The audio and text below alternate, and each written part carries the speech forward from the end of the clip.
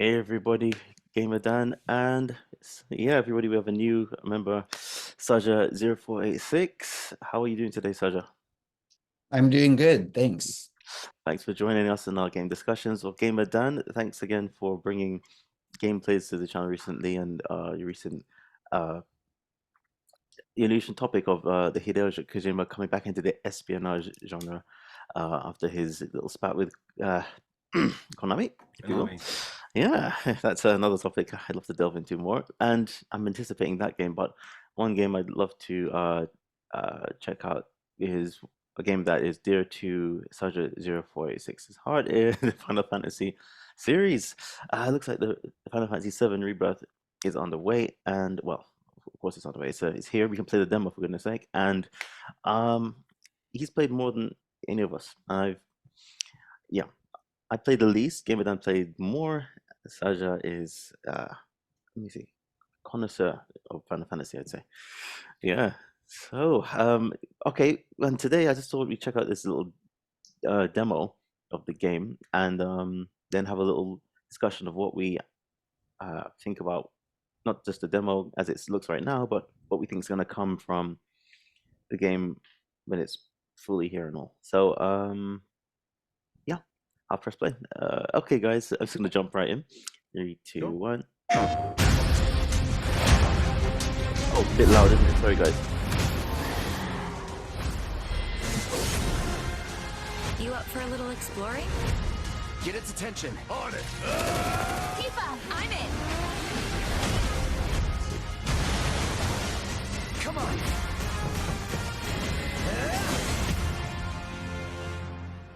All right. Well, that was just a quick flash in your face of for those who know what the game is about, they'd recognize that, even though it was super brief. And again, sorry for the low res, everybody, and the loud sound. I got to work on my levels, but I'm gonna get out of it as requested by the gentleman because of the quality of my computer. So, and yeah, we're just gonna have a little talk about Final Fantasy VII for a second. So, let's start with. Okay, now I know Michael knows this game through and through. So, okay, let's start with Michael, and then Gamer Dan will have your thoughts. Michael, tell us your journey with Final Fantasy VII, and tell us, and then we can see what you well, we'll talk about what you expect from it later. But tell us about you as a Final Fantasy veteran. You know what I'm saying? Well, I'm not sure where to start. Back in school when I played the original on the PlayStation 1, that was quite the experience. Yeah. And then here we are with the remake, Integrate, and now Rebirth coming out, but with modern day graphics and, the systems that we have to play these amazing games these days. We live in good times. Yeah, I tell you. I mean, one thing the game is, of course, I'm sure you'll know, it's uh, heralded for, I'd say, or praised or lauded for was for its capacity to evoke emotion. So people say, "Oh, this is a game that I really connected with." Now that being said, I'm so sad to say that the first Final Fantasy I played was number 8, and I haven't really delved into, I haven't jumped into 7. So this is going to be my first experience. Okay. Yeah, unless I just I say, really liked 8 a lot as well, but it was not well received by the Final Fantasy community compared to 7. I gotta say, It looked yeah. great story, but the gameplay system, the junctioning system, was a little bit complicated at the beginning. Mhm. It front Yeah. loaded a lot of the gameplay, and it put people off who were a little bit unsure of what to do. I have to Seven agree. was a little bit better, I think. It introduced gameplay aspects gradually. Yeah, that was definitely something 7 did well that 8 was not as good at. Yeah. Mm, and that's the thing. I gotta say, yeah, I gotta say, when I first played it, I was confused because I hadn't played any Final Fantasy before. I was like, okay, Mhm. what's this talking? Where's the fighting? And then I just wanted to get down to business. I mean, because I was Yeah. those days I was Mario, Yeah. Zelda even, and Mhm. you just pull out your sword and start swinging, kind of After 8 did not do as well, 9 came out, and 9 was sort of a throwback to the nostalgic traditional Final Fantasy games in many ways. mm, And 9 was also very well received because it was like, Mm. so much nostalgia and really like a throwback to everything that has come thus far in all of the different Final Fantasies, but it's still in its own unique original story, because Final Fantasy, every single one is its own final story in an original setting that's unlike any of the others. Each one is different in its own world. So That's it. I mean, and which is a very, of course, interesting dynamic because are they sequels? Therefore, I don't know. I mean, the very name is funny in itself because it's called Final. You know. Yeah, there are sequels in the sense of like you have Final Fantasy X, Final Fantasy X-2, Final Fantasy 13. Final Fantasy 13-2, Final Fantasy 13-3, Lightning Returns. So those ones are actually like sequels within that world with those characters and everything. But each Final Fantasy itself, like 1, 2, 3, 4, 5, 6, 7, 8, they're completely different characters. They're completely different worlds. They have nothing connecting them together per se, story-wise, or any of those things at all. The only thing that is the same throughout all of them is the type of jobs you can play, the type of monsters that you fight, the summons that you summon as a summoner. Those carry on and are the same names and the same things. And like they have chocobos and they have Moogles and they have kappas or like frogs and like toads and these things that are kind of a staple across all of the Final Fantasy games that you have in every single one. But in each new game, they have a new style, new design. They look slightly differently, but they're still the same, what you know and love from the Final Fantasy series. I like that there are recurring protagonists, returning enemies and monsters, returning tropes within the game, as you said, as jobs or classes, certain attacks, but certain themes are prevalent throughout as well. Because it's a Final Fantasy, it's always small protagonist team versus the world. The world being represented either by church or some powerful enemy, some force of nature. I'm thinking of Kafka, the enemy who kind of just decimates the world. But while it's always cute do you know that each game is its own beast, its own story, but finding all the references, all the little tongue-in-cheek moments where they refer to one another, that's quite enjoyable for recurring players. That's awesome. It sounds like I was a big fan of the I say was because I don't know what's gonna happen with the next James Bond movie, but the Daniel Craig ones in that it was the first set of movies that were like canonized. I mean, no, that being said, I know some people said that some books in the from James Bond, I think was it Doctor No? I know like one of the older set of books that were canonized, but beforehand, I mean, the idea with every James Bond movie is that it's like it starts from scratch. Every time there's this Bond here, you know who Bond is, and he's got his lines and his shaken not stirred drinks and all that. But Blofeld was a recurring villain in the first generation, and then the latest Daniel Craig had a recurring enemy, the Spectre. But wait, who is it? Who is this character? Blofeld. It was a recurring enemy. You mean Jaws? No, Jaws was one of the protagonists in one movie, but Blofeld, the guy with the scar, Moonraker, Man with the Golden Gun. He was a recurring enemy throughout a number of the earlier Bond films. He was like an enemy, an antagonist throughout a series of the films until obviously we got a new version in the latest one. Right, and he's like a wizard dude, right? And he can't die. He fell in a bunch of snakes and he came back. He was just he was a very powerful arms dealer / terrorist who kept, making money off of war. So he kept causing problems to make his own funds.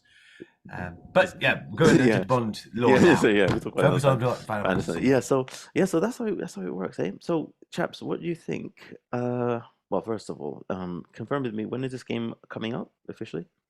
It's officially being released February 29th, 2024. So the end of this month is when it's coming out. It's coming out very soon.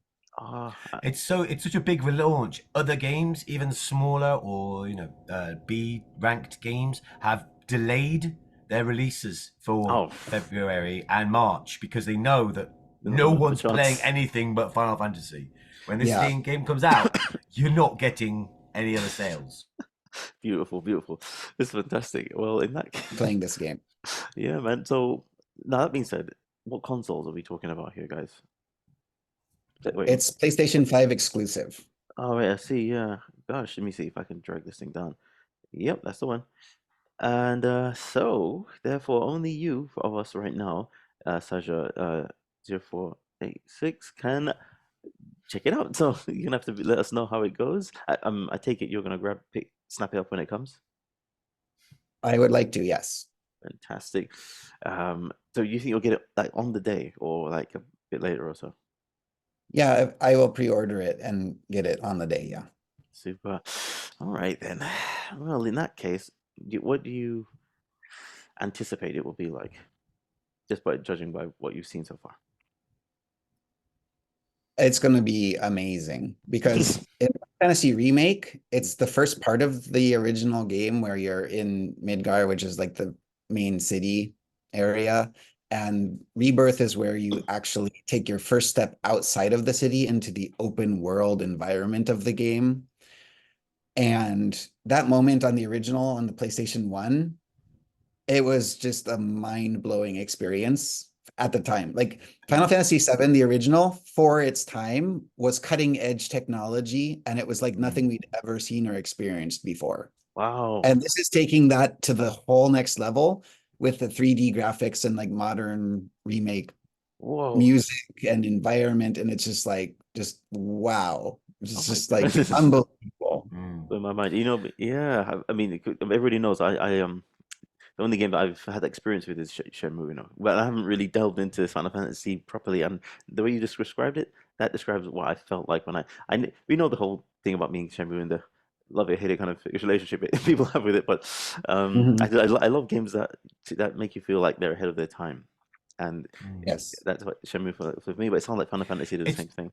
Final Fantasy for every console it's come out on has been ahead of its time. It's been the most cutting edge technology in video games for every single console that a Final Fantasy game has come out on. It pushes the console to its limits every single time.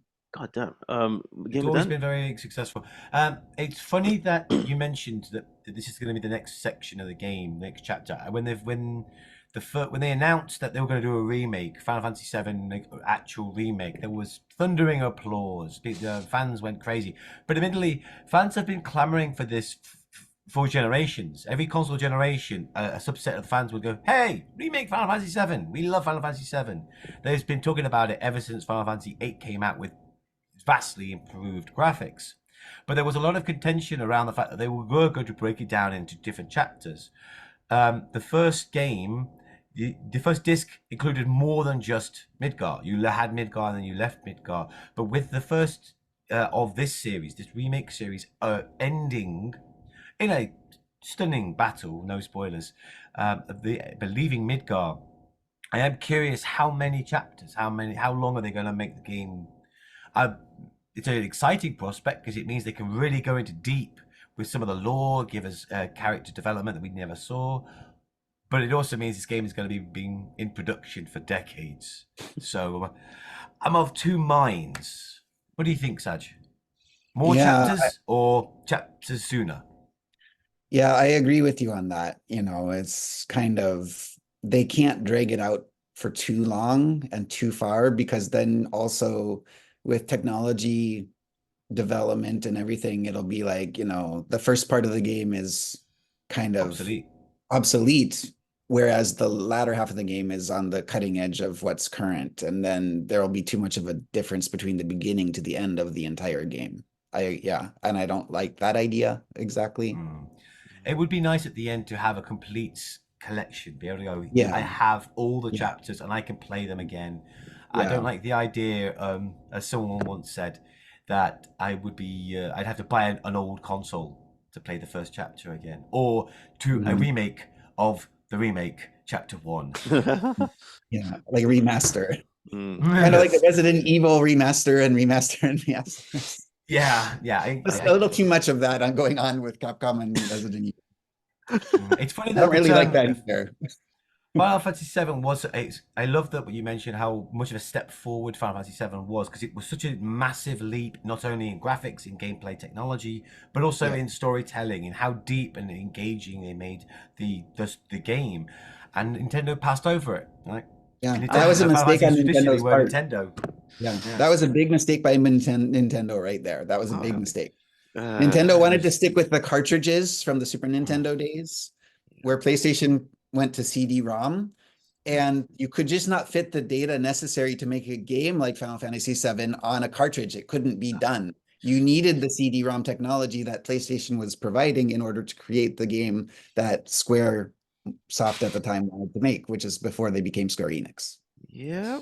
Oh my God. Yeah. I mean, for those of you who don't know, people, we're gaming historians.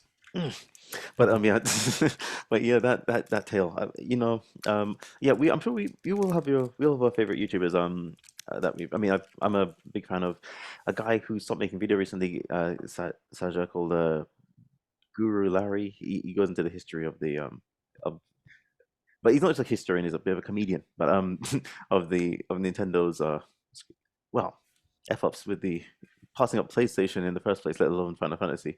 But but it's a funny tale, and I think it's good to mention now and then as to why things have panned out the way they did. I mean, thank goodness we don't just have Nintendo monopolizing the whole market, because they tend to hamper some IPs. And look at Mortal Kombat, back in the day, no blood. Of course, I know it's very Well, that serious. wasn't Nintendo. That was actually the US government that got involved with that, and blood and video game violence, which caused that to be the Super Nintendo is more like the family friendly kind of video gaming system, and so they were forced to change it Yeah. from blood to However, but what about I think Sega? they made their Genesis. own bed, unfortunately, because when before Nintendo brought out the Famicom internationally, the American video game market was the Ataris, the ColecoVisions, the Commodores 64s, Right. but they was so each company brought out their own platform, so they were just saturating the market with low res simple games and expensive platforms, and it came to a bust. It bubbled up and busted, and it crashed, caused their video game crash. And Nintendo coming along and holding a monopoly over the technology, but licensing out the games. One of the reasons they were able to be so successful was they didn't market it as a games console. It wasn't a game console. It was a family entertainment unit. Ah, right. Yes. Yes, it's even better. Yeah, they Yes. still And it's always been like they've always promoted themselves as a family friendly, a family based company. But that did mean that when games started becoming a little bit more adult, so expanding their market, experimenting with new styles, Nintendo couldn't advocate for that. They had to have the Nintendo seal of approval, and they had to censor it, which to some gamers was a bridge too far. Of course, yeah. Yeah. But again, I was saying that Saja is. You remember what's the Genesis? Nintendo. Yeah, Because Sega Genesis. Yeah. My that's what friends had Nintendo. Sega Genesis and I had a Super Nintendo, so I had the Mortal Kombat with the censored blood and violence, where I Right. went to my friend's house and played it on Sega Genesis with all the blood and violence, and you could see the differences. Right. And so I mean, naturally, with the family, I guess the thing, I respect Nintendo's. Yeah, I respect Nintendo's. How to put it? Keeping Gentlemen, them keep family the market. conversation going. I am listening, but nature calls. No worries. No worries, question. Yeah, but so just for yeah, so it's such a yeah, it's definitely I'd say, as Game Mhm. was saying, I appreciate Nintendo being the family market. Family friendly and Yeah, having the, protection of keeping it safe for families to enjoy together. that's the thing because as we were saying with oh sorry, as I was There's, saying with it's not necessarily a bad thing, I Mm, think to have that safe, family, you don't have to worry if you buy a Nintendo for your kids, you don't have to worry about if it's safe for their age level or not really. right, Whereas if you're playing on another video game system, as a parent, you might be concerned, is it appropriate for the age level of my kid who's playing this content? exactly, that's it. And because of that, we're just now. I mean, Nintendo was able to secure family-friendly IPs more than any other console. I think. Of course, you have other. I mean, remember when Plastic Crash Bandicoot came out, the PlayStation One. Uh, Crash. I mean, there's no other kids IP. I think that can hold a candle to the Mario's and the Kirby's and so on. That being Mhm. said, that's just because it still means that Nintendo has to keep in the family-friendly market when it comes to the what Square Enix has been able to do with PlayStation, they Yeah. can outstrip in that department. So Yeah. you have all these different Well, lanes. also the interesting thing with Final Fantasy is because there's people like me who played since the original one, you know, and I played up till 16 now. 16 is a mature adult video game. It is not appropriate game for children. Uh-huh. Final Fantasy 16, this is, you know, kind of not on the topic of Final Fantasy 7 here exactly, but it's on Final Fantasy 16.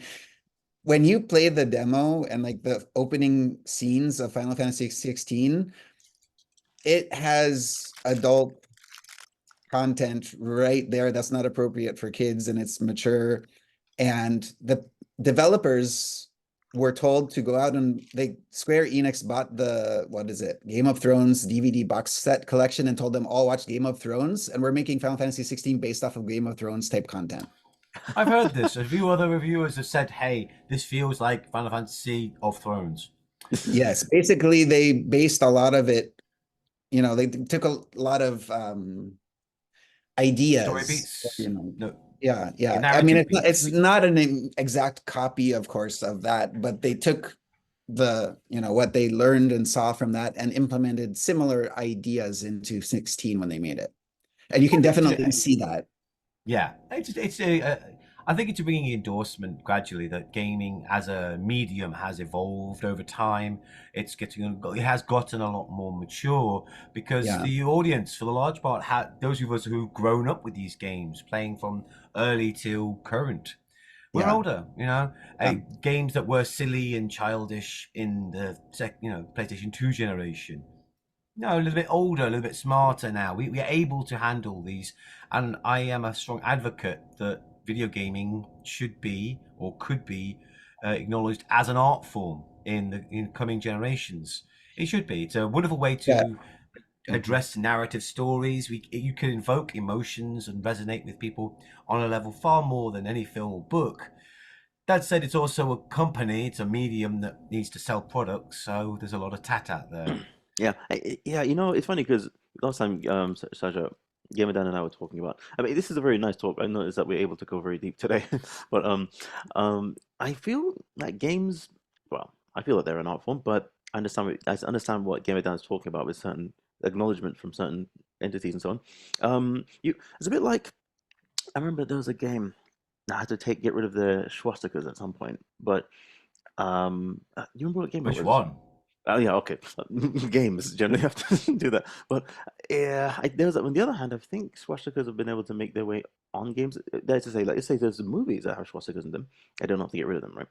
Because maybe the people say, oh, it's because movies are recognized as an art form and blah blah blah. But whereas games are still required to censor.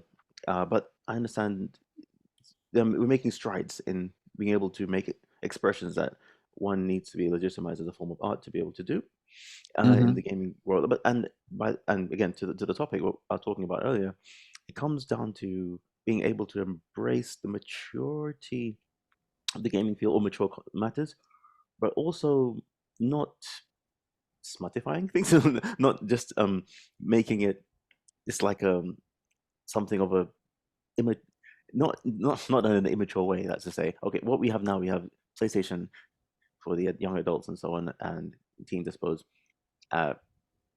Yes, and they're able to take on the more gritty topics that Nintendo would keep away from because they're family centric. So, but as a result, Nintendo keep the thing kosher, I suppose, but keep the core of what gaming is kosher, so that you can proudly introduce a game to your family and your kids and so on. And say this, as Sacha was saying, parents don't have to worry to give a kid a Mario game. It's going to be good, clean fun. But if you want games to be taken more and more seriously, you need Square Enix to do what they're doing with Final Fantasy, I suppose. But it's a bit of a balancing act between not being. We need too... a Scorsese. Yes, you need an author to do the history of film is one of legitimacy. The early film was considered trash, commoners, and low-class entertainment. It was goofy and silly. But gradually the films became bigger, more lavish, and more colourful. They got colour, they got sound. They just got bigger and bigger, but they were never given any degree of validity or legitimacy. They were always seen as kind of low brow. it wasn't until the Ben-Hur epics went away, where companies were spending more and more money on bigger and bigger scenes, but there was nothing of real quality or substance in the film, to smaller, more intimate, more grounded human stories. And then we got the 50s, the 60s, the 70s, we got the Scorseses, we got, it wasn't until the 80s that we got the Spielbergs, we got the blockbusters back again. But for a generation, film was the place where you went to watch tales of human drama. Yeah, Easy yeah. Rider, Moses even. Taxi Driver, stuff like that. Yeah. And I think we're on the precipice of that with video games. We've got the blockbusters. We've reached a point where we can do these big, expansive, amazing games. But I would like to see more of that technology used in a more singular focused experience. It's coming for sure. What do you think, Saj? What do you think, Saja? I definitely agree with what you are saying there. And in some ways, sort of slightly bringing this back to Final Fantasy 16 a little bit, as much as I enjoyed the game a lot, I also feel like in some areas it was a little bit lacking somewhat. Like they could have done more, but it kind of felt like they held back a little bit on some of what they were doing with it. And I was a little bit disappointed about that. Really? Can you go into a little bit more detail? Was it the characterization or the story quests? Like, was it you as an individual? There was no arc to your the protagonist, or was it the environment? Because what I've heard is that while your protagonist is an interesting character, the environment or the culture in this world is so cartoonishly evil. It's almost like a farce or like Saturday morning. Wah, twiddle my mustache. Yeah, it does have a little bit of that kind of a vibe to it in the world overall in general. And it's a fun game and there's a lot I like about it. But at the same Looks time, great.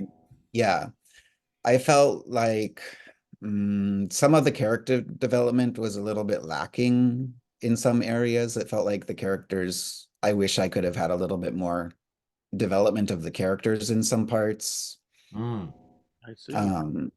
Yeah. That's usually something that Final Fantasy is quite good with, as the latest, especially the late tens, the early teens, Final Fantasy. There's always, a small knit team, but each character gets a decent amount of development. We watch them grow as not only physically stronger, but emotionally more realized as they achieve their goals.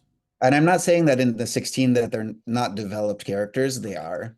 They do have a very good development of their characters, but compared to some other Final Fantasy games, character development that I played in the past, I felt like it was a little bit lacking in that area. And I wish it had a little bit more than what I got from that side of the game.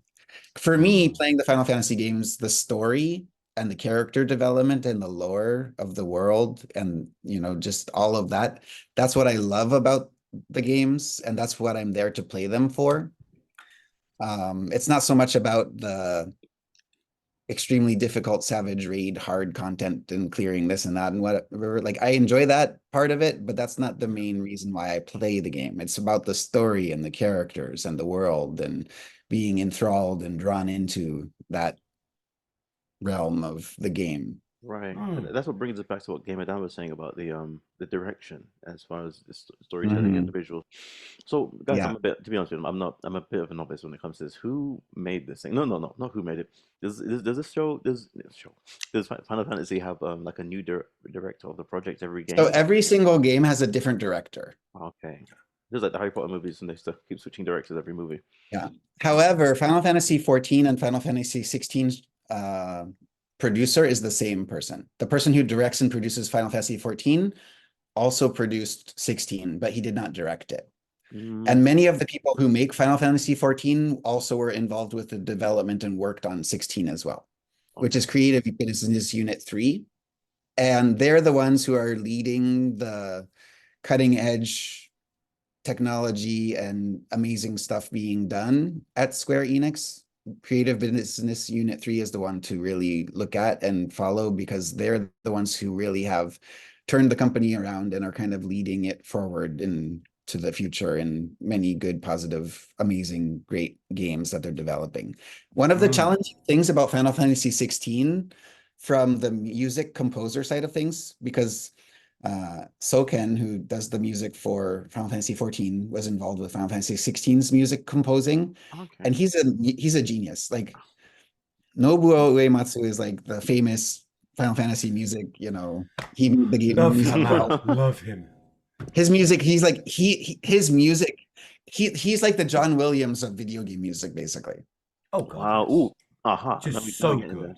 We're And getting. it's amazing. However, Soken is a genius in his own right, and as he's been given more and more of the Square Enix composer music responsibilities, as his predecessor is more moving into retirement, he's really coming into his own, and what he is coming up with is brilliant and amazing. And also the fact that Final Fantasy 16 is like Devil May Cry type of a game. It's more of a, you know, Okay. action fighting game rather than a traditional Mm. RPG game in gameplay. Right. Yeah. I The remember. music, Yeah. actually, what was difficult about this is when you're doing a boss fight, Mm. and the game's boss fight, depending on the ability level of the person playing the game, the amount of time it takes to reach a certain point in the fight where you want to transition the music to this certain like note or theme of the music will change when you get to this part of the fight. But the timing of how long the music plays depends on how the person who's playing the game is good at playing it or bad at playing it, affects when that timing will happen in the fight. So Sounds for like the they draw. composing of the Yeah. music, that was an extreme challenge to overcome. Yeah, it sounds like they drew a lot of inspiration from Final Fantasy 14 because it's such an organic way of playing. It's an MMO, it's all Yes. player based.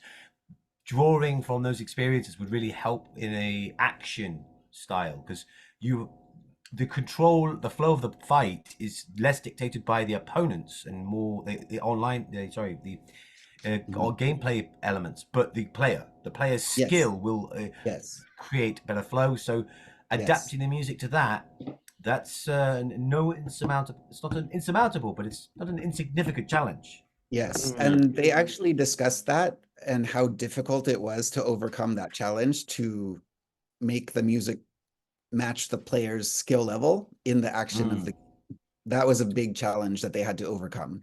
And the way that they did it so seamlessly is so impressive how well they did that.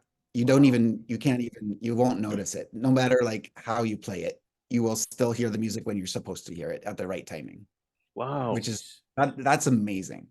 You know what? That's the kind of authored work that I think that will help bring gaming to that level of recognition, if you will, that Game was talking about. I think. Well, I think that more and more individuals need their works recognized. I don't like to give credit to the company because it wasn't the company that made the product. It was the developers, the music composers, yeah. the directors, the artists. There's a lot of hard-working individuals who are making games, and they suffer in silence. We just give credit to the company, and that means that they go unnamed and unappreciated. And this year, hopefully this year is better, but last year was a brutal one on the industry. We've had, almost thousands of layoffs.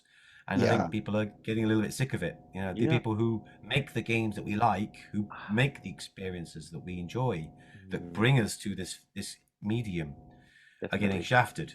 Yep. I think there's a political aspect to a lot of what how to say this well, not of course there is, but that gets attention in each industry. So of course when it comes to well, first of all, if they want to, like you're saying, Gamer, then if let's say the powers that be, if you will, want to have games recognized in such a fashion, I'm sure we'll start seeing more Jordan Peele's getting involved in more game projects like partnering with Hideo Kojima and so on. These individuals who are recognized for their contributions, just like the John Williams of music composition that Saj was describing for us. What's his name again, Saja? Soken Masayoshi. Seriously, these people, I think, more. And speaking of which, Gamer, then, sorry, not sorry. I'll add that point later, so I don't lose my train of thought. I believe it will happen. Of course, little by little, there's more attention being given to, this AI thing, this new age of technology that we're coming into, and one way or another, we're going to need some sort of a champion to represent. This is it. So you'll have some sort of game project representing the new it, and so on. And then I hope I've been explicit enough, but I mean, this is this new standard of excellence, and thanks to people like Sid. I said, miss it. I think I need to see his name written down. It's Sideo. You call his name? Music composer. That composer. Soken Masayoshi. Soken. Okay, Mr. I can Soken. send you a link to his Wikipedia page. That That'd might be much check appreciated. that. Brilliant. Let me. Yeah. I'll just share that here. Oh, super. Let me just grab that up. Thank you. Yeah. Pull that up right Mhm. now. Okay, 1 second, guys. Dum-dum-dum-dum. Okay. The work that he Masayoshi. is doing on Final Fantasy's music is just he's a genius. It's just amazing. All right, this is awesome. I mean, I'm interested. It's obviously I'm a single player guy. As far back as the Nintendo Entertainment System, the Super Nintendo Entertainment System, the SNES, I tended to play single player games or local co-op. If I couldn't sit on a couch with you and hit you to distract you while we're playing, I didn't tend to play. But I didn't have a PC or a strong internet connection until later in my life. So I didn't have the ability to play online until much later, till it was really streamlined by companies and the gameplay technology. But it's so MMOs have always been something that I've been interested in. I acknowledge the culture around it, but I never experienced it to the degree that Saj clearly has. Yeah. And there are whole started the aspects Void to this to Final Fantasy that I would love to be engaged in, but it seems so removed. So Final Fantasy 11 was also an MMORPG. Yeah, which 11 was and the 14. first- Yeah. And that was around the same time that World of Warcraft came out by Blizzard. So I actually played World of Warcraft by Blizzard when that came out around those days, then I also started playing Final Fantasy 11 kind of simultaneously with my friends who I played single player games with in person, like you were describing. They kind of asked me to join them and to play together, and that's sort of how I got connected into the MMORPGs with my WoW friends and playing WoW. And I loved Blizzard back in the 90s. Who didn't? Even I played StarCraft. Yeah. Oh my gosh, StarCraft! I love StarCraft. Freaking, I'm a huge fan of StarCraft. I mean, I'm quite excited for this new game that was appeared. It's by some of the ex-Blizzard developers. It's basically like a new StarCraft, but with demons. Yeah. I really don't like where Blizzard is now these days and what's happened to them with the Activision Blizzard and all the other stuff that happened since then. Activision was a bad influence on them, unfortunately. The was company very wasn't upsetting. spotless. They did some pretty shady practices. I remember Diablo 3 when it first came out with the trading hall or the auction house. It's not without blame, but Activision is such an unscrupulous company. It has only accelerated the problems. Yeah. It's a good point, guys. Definitely. Activision. Oh, sorry. Just in case you guys are running out of time, I just want to throw this question in before I forget. Saja, do you have a VR headset? I do not. Oh, okay. Not right, what I was going to say is, do you think? I mean, is have you ever used one? Yeah. Okay. That's another question I should ask. I have used some VR type technology like long time ago in its early stages. Unfortunately, I have very bad motion sickness from that type of technology. I get extremely motion sick very easily from that. In that case, it's a physical barrier to this technology. So that's just kind of why I'm hesitant with that type of technology, because I know how motion sick it makes me. Yeah, well, there you go. Reasonable. I mean, even people who have strong stomachs have said when they use it, that's amazing, it's isn't it? I mean, difficult to use. This is actually a promising sign for telling people to slow down with this rush of technology. Take it in your eyeballs. But on the other hand, I went whale watching with my wife just a week ago, and before we went on, we said, "Let's take one of these motion sickness pills just in case." And I'm glad that I took it, because wow, it's a real thing. So, but that being said, when I remember the days when I was playing 3DS, and yeah, I was saying, wow, I know how to. Thank goodness there's a gauge that you can use to turn down the 3D Yeah, effect. there was a slider for depth, so you could Yeah. add 3D to most games. Some of them it actually warranted it. Now, there were very few games that needed it, Yeah. but many games, gave you a much more enriched experience. A great one was Nintendo themselves, the Super Mario 3D World on the 3DS. Certain levels were much easier if you did the slider and did 3D because you Oh needed the man, the I never depth tried that. to better judge distances. Nah, I should Very have tried clever. that, man. Because Subtle. the only game. Let me see. I I didn't really, but I played Street Fighter. My favorite game on that. I'm a Street Fighter guy. We all have Are our you genres. planning to play Street Fighter 6? Of course, yes, definitely. I'm gonna grab it. Once I get the PlayStation 4 again, I'm short of cash. A few months, and I'm gonna play the hell out of that thing. And but I haven't played fighting games in quite a while. But I mean, I'm getting in sync with what we do on the channel here, and trying to. I'm getting into like banjo, and again, like Game of Dan got me back into it.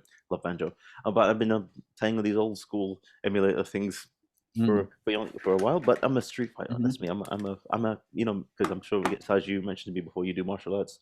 I've done quite a bit myself, and yeah, that's my thing. That being said, Street Fighter again. Back on the topic, Street Fighter on the 3DS does not need it, but it feels nice. Almost, I can see how people can get ill just looking at it, and like, you know, yeah, it's unnecessary. Just a punch in the face will do. I don't need it to really do it. It's kind of interesting how 3D TVs were like a fad, and now there's no 3D TVs at all. That's hilarious. Game of Dan, any thoughts? I know firsthand how I watched the gaming industry pioneer new technologies and push new technologies. There's an old saying that the three industries that develop technology fastest is third is video games, second is porn, and first is the military. Military always gets the new stuff first because they want to see if they can use it for war. Then porn and video games get it next. And we've seen massive shifts. I remember the Wii, and the Wii U bringing out, a handheld device, a tablet to use in game. And these are all clever ideas. Some of them work, some of them don't.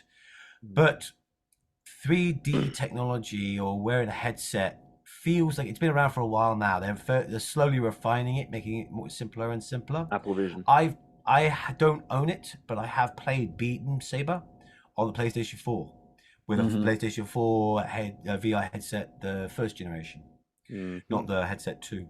And honestly, it alleviated a lot of my concerns. It felt comfortable. It wasn't too heavy or cumbersome on my head. It was wireless and had excellent freedom of movement, and it was very, very responsive. Wonderful experience. Definitely. But I am concerned about the level. How it could help gaming go further. I mean, yeah, it's a great money sink. Spends a lot of time buying the damn things and putting them to use. But honestly, most gamers will slowly devolve back to a controller because it's just the most intuitive way to do the things on the screen. It always seems that way, isn't More it? steps doesn't always make a better game. Right. I've in Japan, in Fukuoka, I went to the excuse me, there was a I don't know if you guys know. Oh my gosh, I've almost forgotten. The Hakata station. There's like an arcade on a Namco arcade on one of the seventh floor. But you don't need this detail. But anyway, there's a time when I played Mario Kart with a VR headset. It was so cool. It was so cool. I mean, I just really loved it. And then, but of course, when you're there, it's not just what you can do at home, because I played it with my brother's house. He has the VR headset. I played a game, and it's one thing that I loved about it is that you're playing PlayStation on a VR headset, but I think the one thing I was thinking is it's going to isolate everybody else. You're going to see something and it's going to be like, let me see, but I only have one headset, but it's reflecting on the screen. So if you look to the left on the screen, it maps out, it matches your motion with your head, and I'm like, that's really cool. If you put your hand out, it turns your hand into like a glove or something. Well, sometimes, not always. It's not always that good yet. But even so, when you played it in the arcade, they have wind. It's like the IMAX 4D experience to kind of make you feel like you're actually in the environment.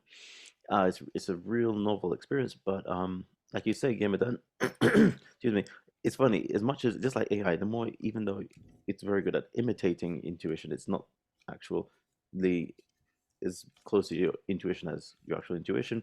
To come to the most established form of gameplay, which is the controller, uh, is, yeah, it seems inevitable. And the reason why I brought this up, guys, is because I was wondering, Saj, if you were going to try, or if Final Fantasy VII has anything as far as being on the cutting edge of technology is concerned in the VR headset capacity. It does Sorry, not. guys. It Okay. does not. Oh, there you go. That was me. However, Final Fantasy 14 for Tokyo Game Show had some PlayStation VR like demos where they were testing it out to see like, you know, what they can do with it, but they didn't actually implement it into the game itself. But there was like a limited time, you can try to do this one specific summon trial fight, which was Titan in VR. So they were experimenting with it, but it didn't really work for the style and like the gameplay of like Final Fantasy to have it in the VR like that. Well, there you go. Yeah. So There is went on the no whole- yeah, Final go on. Fantasy official Final Fantasy VR beyond some simple point and click games, but Yeah. I apparently think Final Fantasy 15 had a fishing VR game or like Monster something. That was like a Yeah. slide That's thing fun. that they did.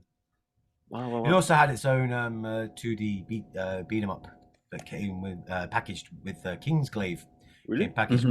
with the game I'm a, as like a I'm, little mini side game you could play. It was really fun. I'm a beat 'em Mhm. up guy. Tell me more. I mean, if you Oh yeah, just a simple. It used It was set like a generation before the events of the actual game, but it followed the story of the king, the father of the main protagonist, who's the prince, and him going on an adventure. And you meet a number of individuals who appear throughout the game, but it's obviously younger incarnations. Yeah. So wow. yeah, it was, but it was a simple, it's how to call them, beat 'em up. But it used kind of a combo system. You'd hit button combinations, and you would do Wow. attack, I think magic, or that- do block and move. Very fun, very simple. It was a very, you could pick it up, you could beat it in 2-3 hours if you put the time in. But still, it was for a mini game packaged with the special edition version of Final Fantasy 15. They Mhm. really went to town. It was, well done.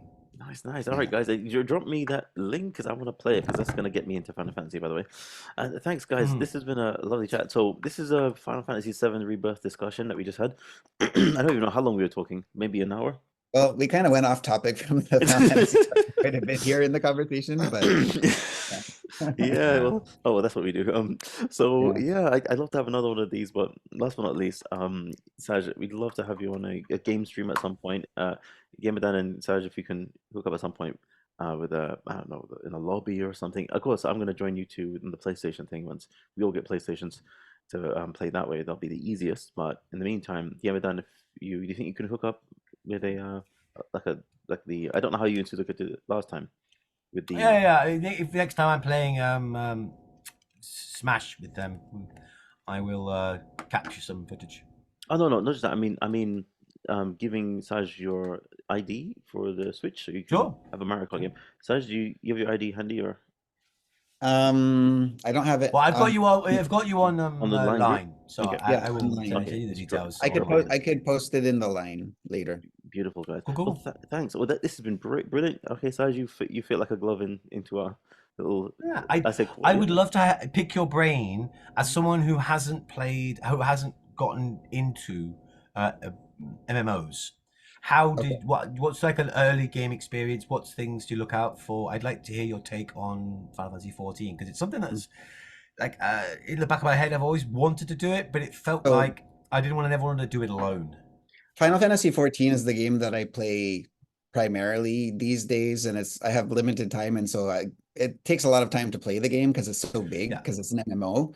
However, what they've done with the game, even though it's an MMO, they've also made it so accessible to people who don't like the traditional MMO. You can actually play the game solo, like a solo game, and they have AI NPC characters that would fill in for other real people to go through content in the game. So if you don't want to interact with other actual people, you can actually play it just by yourself and still play the game and go through the story That- as well. That's big. Okay, Give we me a got chance to actually, give me a Yeah. chance to play it before I And get invested. also the That's- free trial allows you to play A Realm Reborn, Heaven's Ward, and now Stormblood. So Really?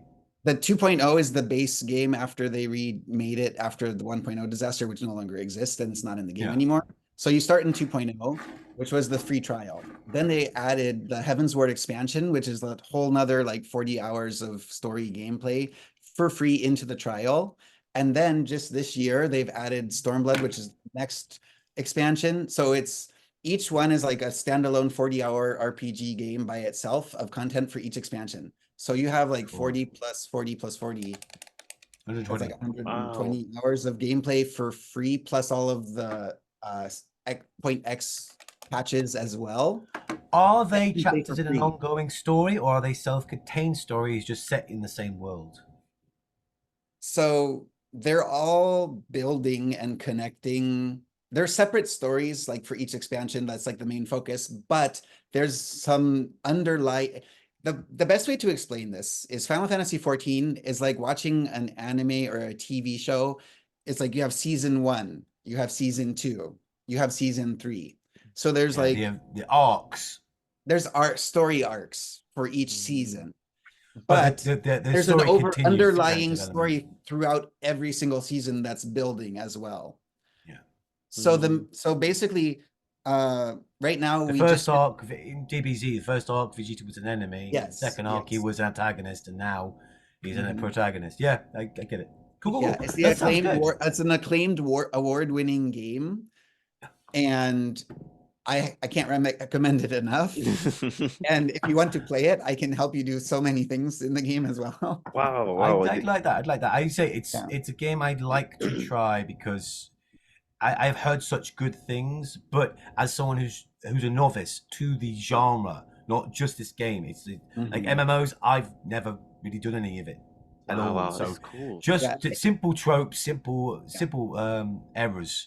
I'm There would nervous of going definitely be in and some just things that would being. be overwhelming at first if you don't know how an MMO works, for sure. Wow, Yeah. this is so cool, guys. See, I think so. You'll be the MMO Later, guy. Yeah. soon. Yeah. I want to pick your brain. Definitely. Okay. So, You so do. in conclusion, guys, let me see. We can have another discussion about this MMO topic later on in another Yeah. talk. Oh yeah, Yeah. and by the way, because let me see, I'm a beat 'em up guy. Saja's a MMO and Gamer Dan. What's your forte? I am either I'm an RPG and Metroidvania guy. Right. Those are my genres, really. That's gonna be our thing. JRPGs mainly. JRPGs and Metroidvanias. Yes, and Suzuka is a cutesy. She's an RPG fan, RPG, yeah. and she Pokemon. plays simpler games, like gacha games. All right, all right, Okay. everybody, we got Like all our things bases to covered. Super. All right, guys, let's meet the next time. Thank you. This has been awesome. Sorry, I said it'd be 40 minutes, but I was wrong. Sorry. So, but next time I'll keep it short and sweeter. But that was awesome. Cool. Thank you, guys. Keep in touch, man. Nice to see you. Made my day. Thanks. Have a good day, guys. Yeah. Take care. Peace. See you next time. And that's a wrap.